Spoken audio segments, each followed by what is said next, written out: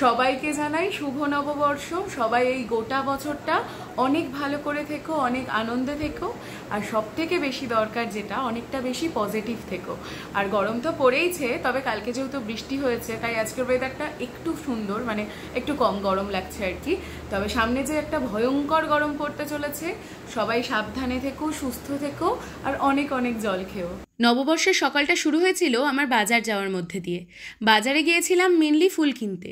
সকাল থেকেই তো দিনটা কেমন মেঘলা মেঘলা ছিল, বৃষ্টিও পড়ছিল, তবে বেলা বাড়ার সাথে সাথে রোদ উঠেছিল। প্রত্যেকবারের মতোই এই দিনের আমার প্রধান কাজ হলো সকাল সকাল স্নান ধান করে পুজো করা। সেটাই করলাম। অনেকগুলো পদ্ম এনেছিলাম জানো। সব ঠাকুরকে সাজিয়ে গুছিয়ে দেওয়ার পর খুব সুন্দর লাগছিল দেখতে। তারপর যাই হোক, নিজেও একটু সাজগোজ করে রেডি হয়ে নিয়েছিলাম, কারণ মন্দিরে যাব তাই। এবার দেখো, বছরের প্রথম দিন মন্দিরে যে ভিড় হবে সেটা তো খুব স্বাভাবিক ব্যাপার। আর এই ভিড়ের মধ্যে আমি আর তানিশা ম্যানেজ করে বসে তো পড়েছিলাম। খুব ভালোভাবে সেদিন পুজো দিয়েছিলাম জানো।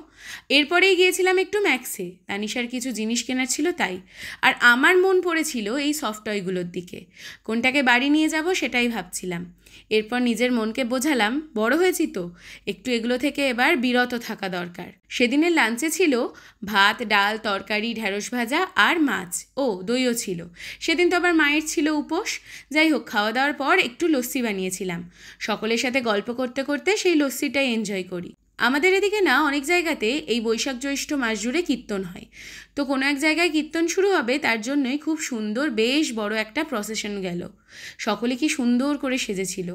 বিকেলে সাজগোজ করে আবারও রেডি হয়ে গিয়েছিলাম। আবারও একটু বেরোবো, আসলে হালখাতা করতে যাব। বেরিয়েছিলাম মা আর কাকিমণির সাথে। বাড়ি ফেরার সময় রাস্তায় তো খুব ভিড় হয়েছিল।